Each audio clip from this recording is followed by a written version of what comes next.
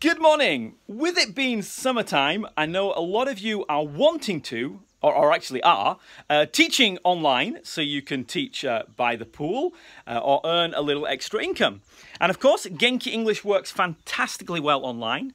So all you need to do is put your software into full screen mode, and then just in Skype or what other software you're using for the lessons, just select Share Your Screen.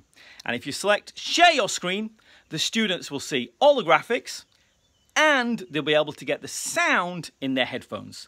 So it helps break up the lesson. Plus, of course, you can use all the Genki English lesson plans already done for you, so your preparation time is really short. You can get on with the fun lessons.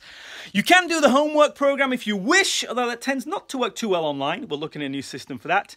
But basically, yeah, just set Skype to share your screen, and you too can teach by the pool, do some amazing Genki English, and then some extra income as well. Cool. I'm Richard from Genki English. Catch you later.